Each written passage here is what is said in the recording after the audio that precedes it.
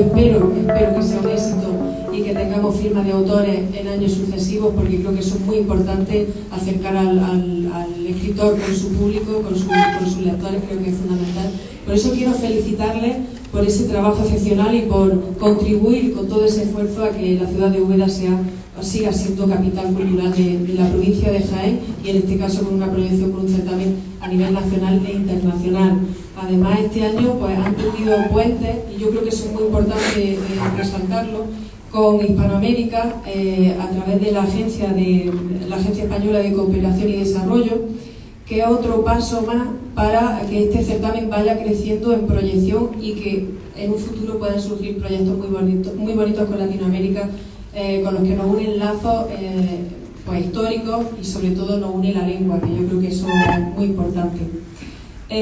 Quiero felicitar a la ganadora de esta edición, a Elena Vargas, porque creo que bueno, el talento y esa vocación de escritora que tiene ha sido reconocida por un jurado de gran prestigio, como podemos comprobar, ¿no? Aquí está Espido, pero ha habido otros miembros del jurado también de gran prestigio, entre ellos también Carlos, que bueno, que lo han tenido difícil, porque este año ha habido se ha presentado muchísima gente a este certamen por la proyección que ya tiene, por el premio, que es un premio importante.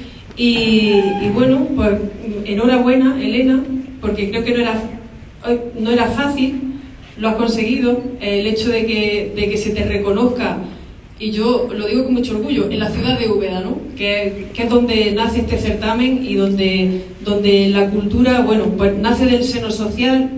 Lo decía en la reunión con la representación de los escritores de Chile y Uruguay: todo lo que nace del seno social hay que apoyarlo, porque funciona, porque al final recogen el apoyo de toda la sociedad, y este ha sido un certamen que lo ha conseguido con el equipo humano que tiene, que es impresionante. Lo estamos viendo en las recreaciones, en todos los actos, en la comisión lectora, que ha sido la más grande de la historia del certamen, y aquí está Luis Foronda, que es uno de ellos.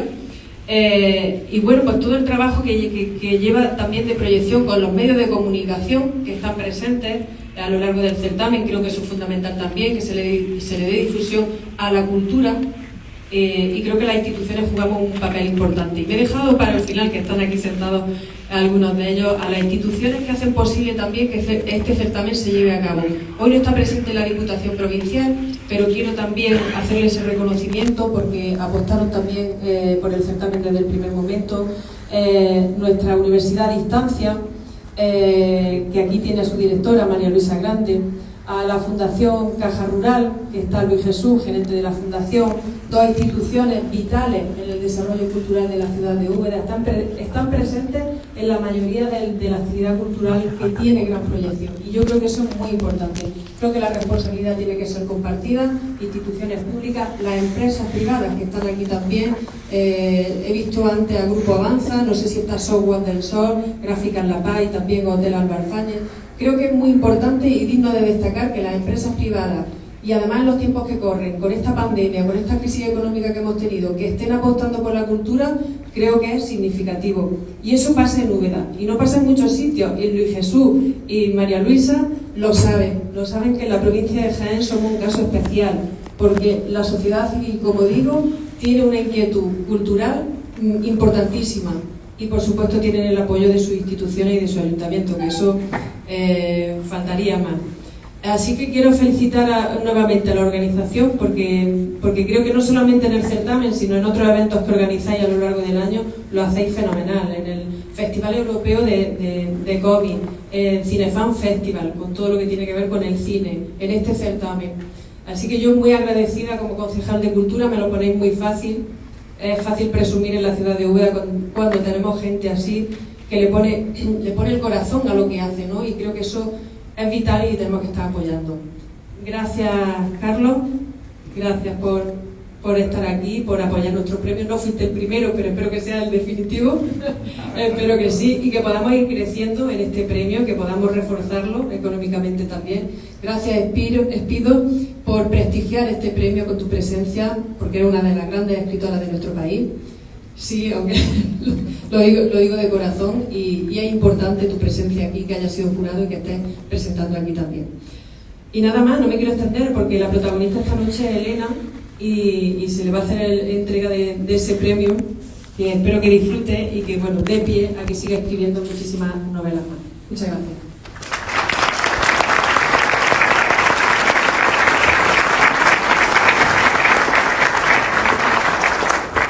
Bueno, voy a ser breve. Me vais a permitir que me saque una chuletilla porque soy un desastre en público y me gustaría leerla.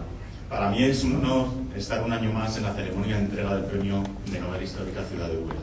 Cuando hace ya 4 años Pablo Lozano nos propuso publicar la novela ganadora del certamen, creímos que era una magnífica oportunidad para, con el esfuerzo de todos, patronato, organización y la propia editorial, relanzar el premio y también para descubrir o redescubrir autores que se habían perdido en el difícil y complicado mundo editorial. 4 años después creo que lo hemos conseguido. Como decía, entre todos. Hemos conseguido consolidar y situar el premio como uno de los más destacados de novela histórica de España. Y la mejor prueba de ello es la edición de este año, ¿no? Cada vez nos llegan manuscritos con más calidad, cada vez es más difícil elegir a los finalistas y no digo ya a la ganadora. Por eso tiene tanto mérito la novela de Elena. Ha tenido grandes contrincantes. Bueno, ahora voy a pasar la palabra a Espidu. Me quiero enrollar, tengo un pánico escénico tremendo a hablar en público.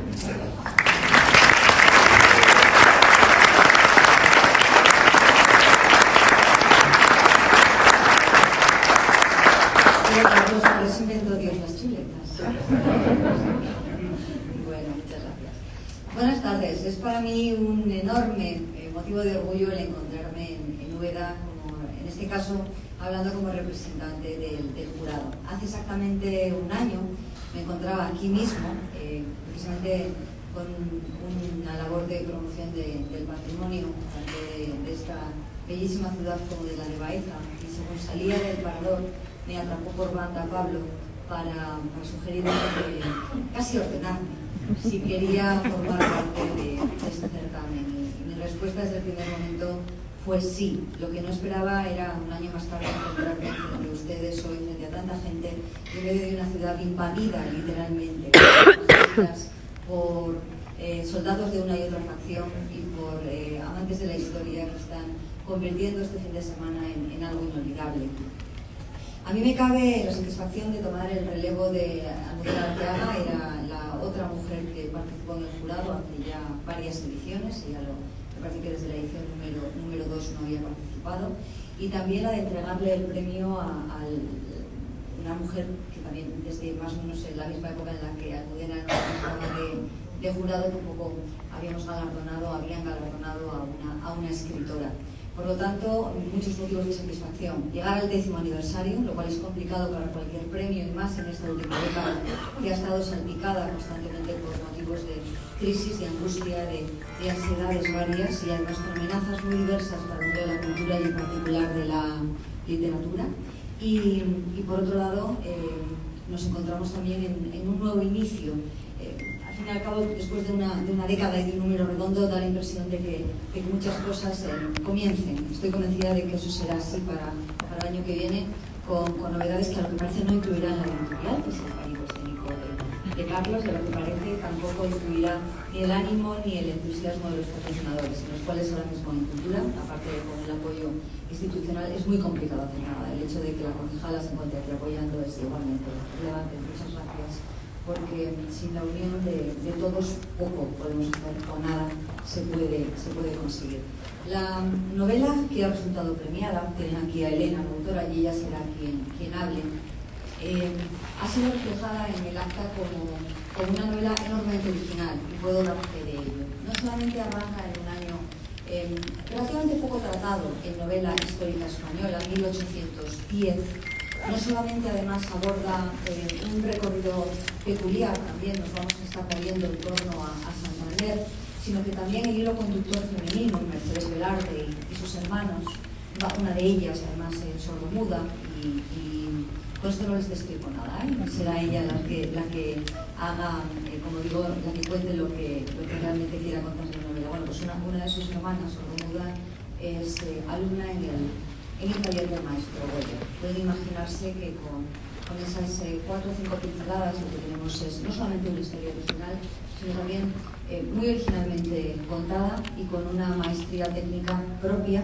de quien durante muchos años ha sido docente, ha sido letrada, muy cercana a la historia y a la literatura. Yo no quiero aburrirles más, únicamente darles las gracias, desearles que nos veamos para la siguiente edición en la que muchas cosas acaban y muchas cosas comienzan, como he avanzado. Y si me lo permiten, voy a encargarme, aparte de llamar a esta palestra a doña Elena Valdés.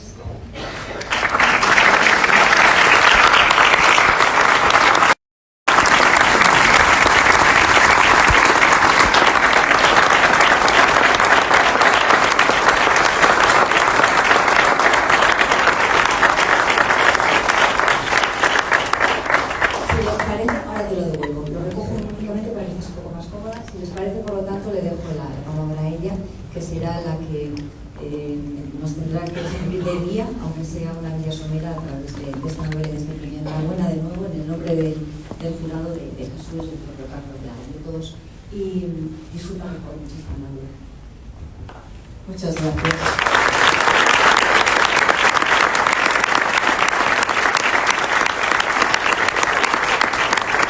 Bueno, en este momento es nada más, aparte de que la emoción me embarga, agradecer precisamente al certamen de novela histórica, a las instituciones que lo han hecho posible, este galardón, que para mí representa un paso esencial, imprescindible y además una oportunidad para avanzar en mi carrera literaria y darme a conocer en otros ámbitos fuera de mi localidad.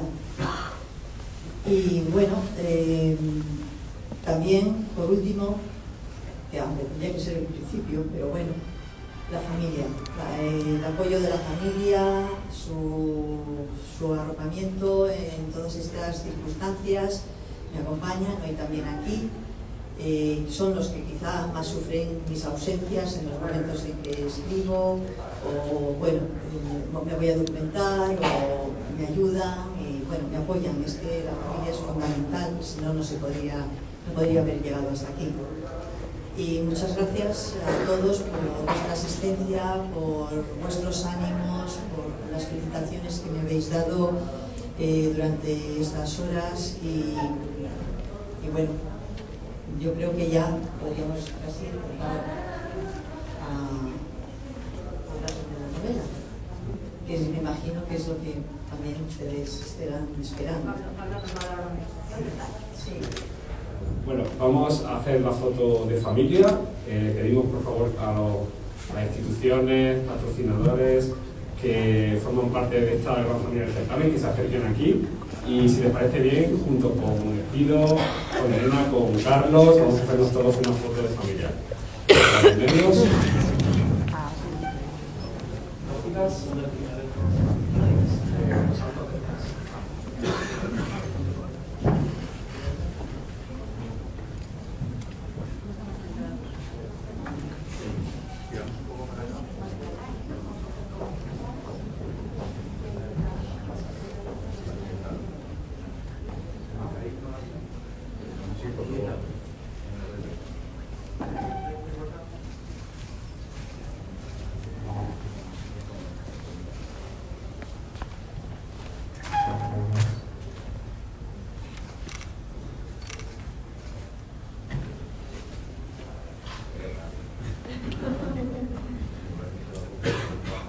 Pues muchísimas gracias y va a empezar la presentación de la novela.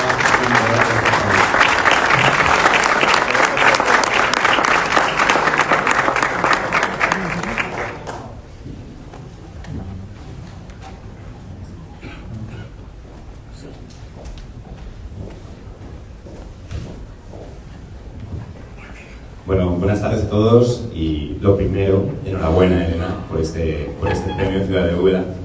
Y Elena me decía antes que no quería destripar mucho la novela para que sorprendiera a los lectores, pero Asana, premio, te tienes que dar un homenaje, así que vamos a intentar que nos cuentes lo máximo posible de la novela.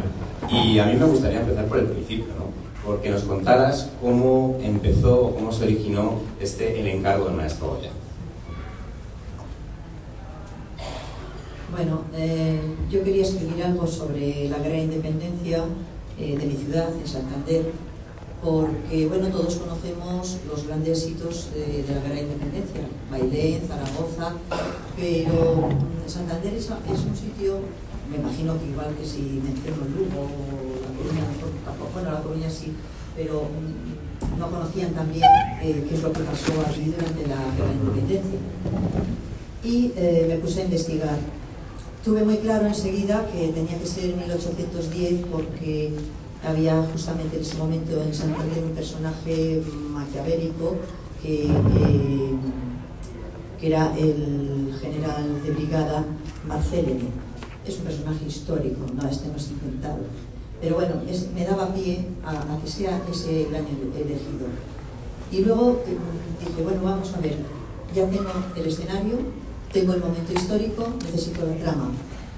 Y la trama me puse a buscar a ver qué era lo que habían estado haciendo los franceses. Y lo más destacable había sido un poco la rapiña que habían organizado, y además organizada de forma, ahora os cuento, sobre el patrimonio español. Y dije, bueno, bien, hablo de la rapiña, vamos a decir, del expolio del patrimonio. Es que yo le llamo rapiña porque fue un robo a mano armada. Y entonces encontré la historia de este cuadro. Es un cuadro de Zurbarán. Zurbarán pintó muchísimas santas con unos ropajes muy ricos, porque, bueno, parece ser que había en Sevilla una tradición que había un desfile de santas en las que participaban las hijas de las grandes casas señoriales y por lo tanto iban todas luciendo sus mejores galas porque claro, representaban a su familia. Y Zurbarán pues pintó muchísimas, de hecho ha habido en el Museo del Prado una exposición solo y exclusivamente de las santas que había pintado. Esta santa, a la que yo me refiero, que es Santa Casilda, estaba con otras tantas en el Hospital de la Sangre de Sevilla. Por lo tanto, se habían pintado con unas medidas específicas porque era para un sitio específico del hospital. Y bueno, pues desapareció ese cuadro cuando entraron los franceses, por lo tanto se supuso que se lo habían llevado, lo habían robado. Pero en 1814, cuando se empieza a hacer un registro de todo lo que quedaba en el palacio, de lo que se habían dejado los franceses, se encuentra este cuadro en el Salón de las Chimeneas del Palacio Real. Pero le faltaban 10 centímetros a la tela en el margen izquierdo. Evidentemente había sufrido algún maltrato o algún tipo de percance que había sufrido la tela, pero no se sabe nada más sobre ello. Luego empecé a pensar, bueno, ¿quién era Santa Casilda? Empecé a investigar quién era esta santa y esto es muy curioso porque la historia os la voy a contar y vais a decir, hoy no, esa no es Santa Casilda, esa es Santa Isabel de Portugal, o no, ese es San Diego de Alcalá.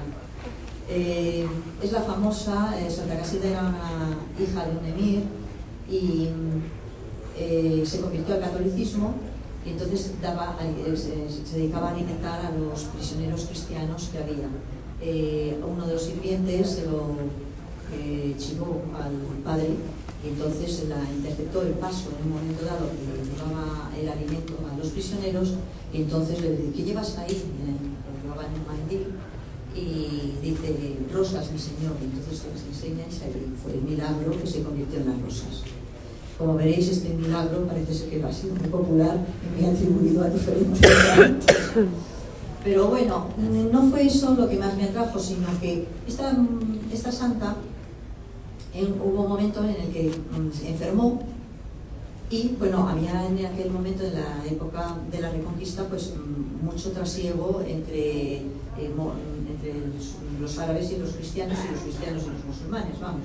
Y una de las cosas que conocía el emir era el pozo de San Vicente, en Briviesca, le otorgaban poderes curativos. Entonces la envía allí. Esta mujer se cura, pero en lugar de regresar a casa de su padre, se queda allí y se convierte en eremita hasta el día de su muerte. Y esto era lo que a mí me interesaba. Y aquí os lo dejo porque a partir de aquí es donde empieza la historia un poco de... Bueno, quedé un poco pendiente del expolio. ¿Habla del expolio? A ver, fue un expolio, como dije, organizado y además legalizado. Organizado porque ya antes de que entraran los franceses en 1808 había, como si dijéramos, ojeadores entendidos en arte que llegaban y iban más o menos localizando cuáles eran las obras donde estaban y qué era lo que interesaba. Y muchas veces incluso robaban porque los vendían a colecciones privadas. Eso también lo hicieron los ingleses, no solamente los franceses. En aquella época ya estaban todos metidos en el tráfico de obras de arte. Pero cuando ya entran los franceses, claro, ya tenían muchas veces ya señalados cuáles eran las obras importantes. Y hubo un momento dado que José I, a través de un real decreto fundacional del Museo de Madrid, porque fue digamos, la precuela del Museo del Prado, José I dijo, falta aquí un museo, y lo llamó Museo de Madrid. Y entonces se encargó, al que estaba en ese momento como funcionario real, que era Goya, era el pintor de la corte, y cobraba como funcionario real, era un funcionario más. Le encargó reunir 50 obras que él considerara principales para enviar al Louvre. Pero esto como una correspondencia de buena voluntad y un intercambio cultural entre los pueblos de España y de Francia. El problema era que no hubo contrapartida, es decir, aquí no llegaron 50 obras francesas. Pero bueno, ya sabemos en qué... Esto era como una especie de engaño oficializado del expolio, una parte más, aparte ya de lo que hicieron los generales. Qué interesante. Decía antes, Espido, que la novela está ambientada en un año un poco transitado por las novelas sobre la guerra de independencia, como es 1810, pero además la novela está ambientada en un espacio que tampoco ha sido muy tratado por la ficción, como es la Cantabria de la época. Y nos muestras la diferencia que había en los valles y en las montañas, en las ciudades costeras y sobre todo Santander, que yo creo que se erige como una especie de, más que un marco de la novela, casi un protagonista más. Cuéntanos, ¿cómo trabajaste esa ambientación y cómo, sobre todo, trabajaste esa representación de esa ciudad ocupada de Santander? Efectivamente, es lo que antes comenté, que bueno, se desconoce bastante la historia de localizaciones así pequeñitas y como que tenían pues menos importancia. Sin embargo, Santander, es lo que dije antes, apareció, primero estuvo, vamos a ver, había una organización dentro del ejército francés, y era que los generales de brigada se convertían en gobernadores militares de las ciudades y los generales de división venían a ser los que más o menos cubrían espacios pues, como lo que ellos llaman departamentos más amplios. El que estuvo de general de división, Bonet, estuvo primero de general de brigada en Santander. ¿Cuál era el problema? Pues que llegaban estos generales con sus tropas y había que abastecerlas, pero no solamente de comida, sino de alimentos, y había que alojarlos. Entonces tenían que ponerse de acuerdo estos gobernadores, estos militares, con la población civil. Normalmente acudían a la población civil. La población civil estaba dividida, si recordáis, entre los que eran partidarios de José I y los que se llamaban patriotas y defendían a los Borbones, la posición de los Borbones. Sin embargo, los generales estos recurrían a los josefinos, vamos a llamarlos así, para no hacerlo más largo, y estos nombraban los recaudadores de sisas, eran los que se dedicaban los que conocían el terreno, que sabían dónde estaban los almacenes, sabían dónde podían conseguir los alimentos, sabían dónde podían... y eran los que organizaban estas islas. Estaba todo bastante bien, ya sabéis, sobre todo Napoleón, para que estos ejércitos avanzaran y además ocuparan definitivamente un territorio, estaban muy bien organizados y sabían muy bien cada vez que invadían un sitio lo que tenían que hacer y cuál era la labor de cada uno. Pero, ¿qué pasa cuando llega un general que se le hacen los dedos huéspedes, por decirlo de alguna manera? Y este fue cuando a Bonnet le ascienden a general de división, llega un nuevo general de brigada a la ciudad y decide, pues bueno, es que hacerse rico. Entonces, con el consenso de 4 delincuentes más, porque lo de siempre, en todas las ciudades siempre encuentras a los delincuentes que están muy dispuestos precisamente a favorecer esto, porque también quieren sacar tajada, y aparte de otros franceses también que venían con ellos. ¿Qué pasa? Que la ciudad se convierte en un infierno. Se convierte en un infierno porque, vamos a ver, vosotros pensad, yo es lo primero que hice. Cuando me empecé a enterar de todos estos datos, claro, yo cuando haces una recopilación, una documentación, siempre te dan los datos históricos, muy bien, pero aparte de los datos históricos, cuando vas a escribir una novela, necesitas muchísimos más datos de cómo se vivía, qué pasó, pero a nivel del pueblo llano. Eso es lo más complicado y eso es lo que tú tienes que ir un poco, según los datos que te van dando esas pistas, ir solucionando de manera factible cómo podían sobrevivir, porque pensadlo bien. Santander sufrió 2 ocupaciones. Entraron los franceses, se fueron porque tenían que... estaba la batalla de Gamonal en Burgos, entonces tuvieron que ir corriendo y se quedó la ciudad sola. Entraron entonces los patriotas, que vuelven los franceses porque ganaron la batalla de Gamonal y derrotaron a Blanque, y entonces salieron todos corriendo otra vez y volvieron a ocuparlo los franceses. ¿Qué pasa con la población que había allí? Primero, Santander es puerto y es comerciante. Y en Santander lo que había eran barcos que estaban todo el día yendo a La Habana. Todos los pudientes, todos los que tenían barcos, todos los que tenían gente, familia en Cuba, en Veracruz, salieron por el puerto, pero vamos, allí desaparecieron. De una población de 3.000 se quedaron 189 vecinos. ¿Y esos 189 vecinos, qué pasó con ellos? Porque tenían que mantener un ejército de 3.000 hombres. Y no solamente es eso, cuando llegaron los patriotas, tenían que mantenerles también a ellos. Se dedicaron a ocupar, los franceses se dedicaron a ocupar las casas y las mujeres les tenían que estar sirviendo. No quiero pensar qué podía pasar, además de... cuando hacía falta, montaron en los conventos, los usaron como hospitales militares para los enfermos, y hacían falta sábanas, camas. ¿De dónde los sacaron? De las casas. Empezaron a requisar. ¿Y dónde dormían los santanderinos? Pues en el suelo. En sus casas en el suelo, porque claro, les habían llevado todo. Y también requisaron de los conventos, requisaron de todo donde pudieron. Llegaban los ejércitos, los ejércitos, no había todavía ejércitos. Precisamente es otra cosa que me atrajo de 1810, que todavía el ejército patriota no estaba conformado, no se habían puesto todavía de acuerdo, no estaban bien organizados, pero claro, estaban faltos de alimentos, faltos de ropa. Cada vez que asaltaban a una columna francesa, pues se hacían con las ropas, con los fusiles, porque estaban faltos de todo. Y claro, no podían tampoco presionar más a la población, porque si la población no tenía.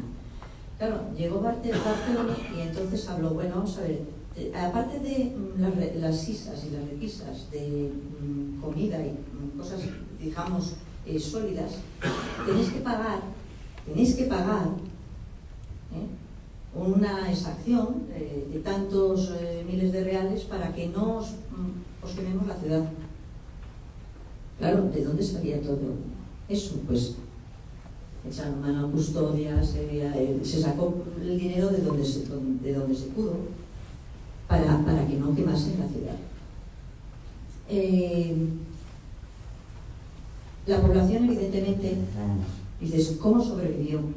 Si les estaban quitando todo, ¿de qué comían?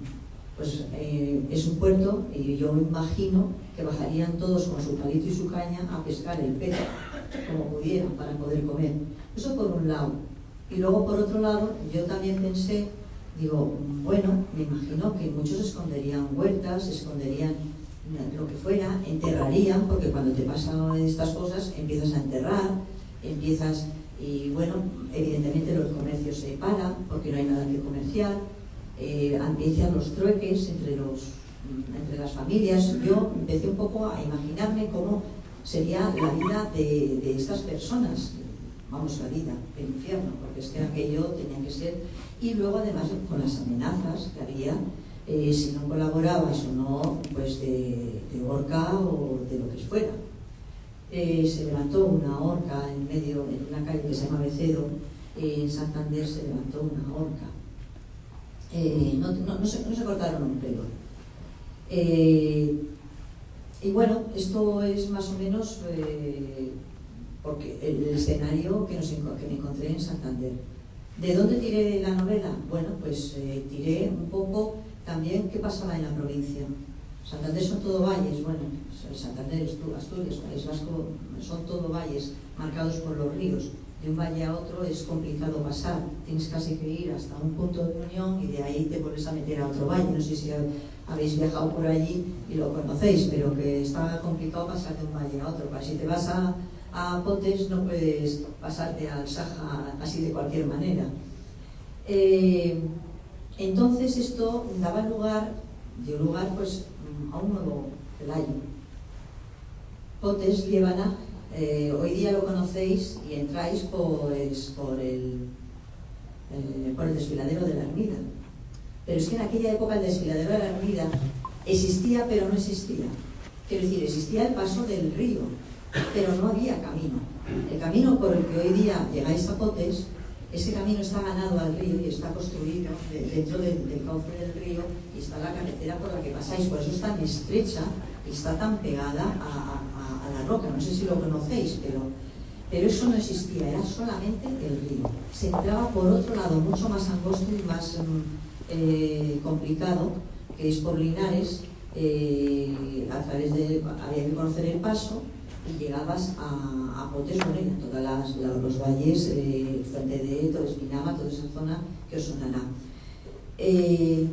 Los franceses entraron, pero no se atrevieron a hacer nada, y es más, salieron corriendo, porque aquello era una ratonera. Cuando entraron, toda la gente que había de los valles, de Potes y de todas las poblaciones, se fueron a los montes. Los montes, los picos de Europa, ya sabéis que allí se fabrican quesos porque hay cantidad de cuevas, hay cantidad de, doseras que eran también, y bueno, ellos conocían toda esa zona y se escondieron. Y sabían que estaban allí, pero allí no había nadie, pero tenían miedo. Dicen, si quemamos la población, ni siquiera quemaron Potes ni nada, si quemamos la población se nos echan encima, y además no los vemos. Entonces se fueron. Eso fue lo que salvó. Y ahí, a partir de ahí, fue el núcleo donde se organizó la división cántabra, y fue que se dedicó a hacer guerrillas, a atacar las columnas que llegaban de Castilla al puerto de Santander y de Santoña, y les volvieron locos. De hecho, los franceses, durante todos estos años, no pudieron dominar la provincia de Cantabria. Lo único que consiguieron fue tener libre la entrada de Reynosa, el camino hasta Torrelavega y luego a Santander. Y ahí se hace como una Y y se van para Santoña y Castro, y por el otro lado a San Vicente, y luego ya nada, porque poco consiguieron avanzar por Asturias, porque estaba allí Llano Ponte y enseguida y por Lier, y les fumaron bien. Porlier es otro personaje de la novela, muy curioso. Me estoy enrollando, no te estoy dejando preguntar nada. Es otro personaje muy curioso porque es histórico. Este hombre nació en Cartagena de Indias, venía de familia militar, participó y después de contaros esto os cuento otra cosa más. Y participó en Trafalgar, porque él estaba en la Armada, en la Marina. Él estaba en la Armada. Pero cuando sufrieron el descalabro de Trafalgar, se pasó a tierra. Y estando en tierra fue cuando ya le pilló la entrada de los franceses. Cuando el ejército fue un sálvase quien pueda, cuando no pudieron hacerles frente y se empezaron a dividir, este hombre llegó aquí al norte, se acuarteló y con los digamos como, no sé, los flecos que quedaron del ejército que se iban reuniendo, iban huyendo a los montes y a voces se iban enterando de dónde estaban reuniéndose los pocos oficiales que quedaban del ejército, y uno fue Porlier, que fue el que organizó la división, lo que luego se llamó División Cántabra, allí en Liébana, y luego se sometió a las órdenes de Llano Ponte, que era un general, porque Porlier nada más era un brigadier, y entonces pues empezaron con esta guerra de guerrillas, acosando, porque una de las máximas que tenían era que no se sintieran seguros nunca los franceses. Y entonces las columnas de abastecimiento que llegaban de Castilla con los cereales o incluso con el armamento que hacía falta o que salían del puerto, ese trasiego, estaban constantemente asaltando esas columnas. Eso les traía locos a los franceses, tan es así que Monet pidió auxilio a Napoleón, y Napoleón mandó a la Gendarmería Imperial. La Gendarmería Imperial, ¿qué era? Pues era como vamos a ver, no sé si esto quedaría muy bien definido, como la Guardia Civil. Quiero decir, eran una sección del ejército, pero no luchaban a campo abierto, no eran soldados, por decirlo de una manera. La Gendarmería Imperial, su misión era mantener libres los caminos, mantener libres los contactos, los correos, y vigilar, hacer también de guardia de corps de quien, si había algún general o que hiciera falta, e incluso también era como la policía militar dentro del ejército. También ellos eran los que tenían que mantener el orden dentro del ejército, pues había asesinatos o había cualquier cosa, normalmente eran los de la gendarmería los que se encargaban de ello. De hecho, hoy día, bueno, la policía francesa se sigue llamando gendarmería, ¿no?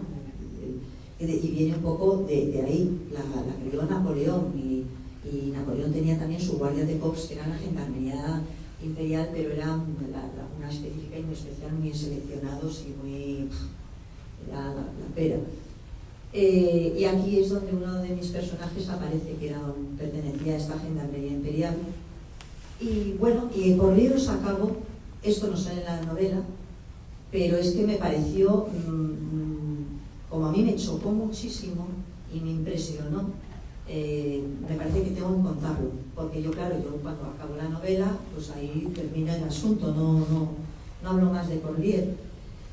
Termina la Gran Independencia y llega Fernando VII a España, y entonces Fernando VII lo primero que hizo, bueno, ya lo sabéis, con el documento este de los persas, queda abolida la Constitución, no se llegó a implantar la Constitución de Cádiz de 1812, y porque se siente totalmente timado. Y de hecho se produce un levantamiento en La Coruña, de hecho hay una estatua de Porlier en La Coruña. Se levanta con varios oficiales en contra después de que la están defendiendo, en contra de Fernando VII, y evidentemente es arrestado, sufre un proceso largo y de hecho le degradan, y al degradarlo se convierte civil y entonces lo ahorcan, lo pueden ahorcar. tenía 27 años. Tenía 27 años, a mí eso me impresionó. ¿Qué carrerón tenía este hombre desde Trafalgar, es decir, de dónde llegó? Y que era un crío, para lo que hoy día consideramos era un crío. Y cómo lidió con todo ello y bueno, en fin, eso es lo que más me impresionó y por eso se lo cuento, no sé si a ustedes les interesa, pero bueno. Yo creo que es muy interesante y además me estás haciendo una presentación muy fácil de llevar porque no tengo que jadearte nada. El dominio de la historia y de la ambientación es manifiesto, nos lo acabas de demostrar, pero todo esto y mucho más que la novela no está expuesto en plan de libro de historia, sino que está entrelazado en una trama que tiene muchos elementos. Es una historia de guerra, obviamente, pero también tiene amor, tiene lealtad, tiene temas de arte y tiene incluso una pequeña trama de casi parece un atraco perfecto. ¿Cómo mezclaste todos estos elementos? ¿Cuál era tu idea? ¿Cómo te imaginabas esta novela? ¿Te la imaginabas así, tan de mezcla de elementos? ¿O fue saliendo? Bueno, yo siempre cuando planifico una de mis novelas, y más si va a ser de narrativa, aparte de la historia troncal que tiene, siempre busco ramificaciones, pequeñas historias, porque eso enriquece el texto, que evidentemente que al final tengan que ver con la troncal, no que sean ajenas. Pero pienso que le da más riqueza, más interés, te despierta qué pasa aquí, puedes dejar una trama un poco pendiente, sigues con la otra, y que entonces como mantiene en vilo al lector. Eso digamos que es igual un recurso mío que uso precisamente para enganchar, que es lo que se busca, ¿no? Enganchar. Efectivamente, toco muchos temas, porque claro, toco pues cómo sobrevivía, hablo de las pequeñas batallas que tuvieron lugar, por llamarlo batallas, eran guerrillas, eran asaltos, pero bueno, encuentros entre los dos ejércitos. Y hay también su historia de amor y hay también su historia de traición. Muchos, lo sabemos de cualquier historia, de cualquier guerra. Muchas veces los propios vecinos o los propios, por sobrevivir, acusan o señalan al vecino y no se cortan un pelo. De eso también hay mucho espía informador doble, que no se sabe si va, si viene, si sube o si baja, pero es que eso es propio de cualquier guerra, siempre hay gente que está a sobrevivir o bien a sacar la mayor tajada de la penuria de los demás. Entonces eso también va figurando en personajes secundarios que van participando. Y yo creo que eso enriquece la trama, porque si no sería muy aburrido seguir solo la pista de una historia. Es cierto, esto también sorprende porque que uno de los bandoleros, porque hubo bandoleros también, que atacaron al propio pueblo español, eran españoles y ellos atacaban a sus vecinos o vecinos, existió, le llamaron el Torancés, porque es histórico. Se conoce muy poco de él, pero sí se sabe por documentación que se le estuvo persiguiendo, se le estuvo buscando, porque se dedicaba a robar en todas las iglesias o entraba en las casas y a golpe de escopeta sacaba todo el dinero, lo fundían y se lo vendían a los franceses. Eso hubo también bastante. Pero fue precisamente hasta 1810, porque en 1811 el ejército empezó a organizarse y se empezaron a formar los famosos, que es el ejército 1 de no sé dónde, el ejército 2, hasta el ejército 7, que es el último que se formó, y el que abarcó, el que asumió a la división cántabra.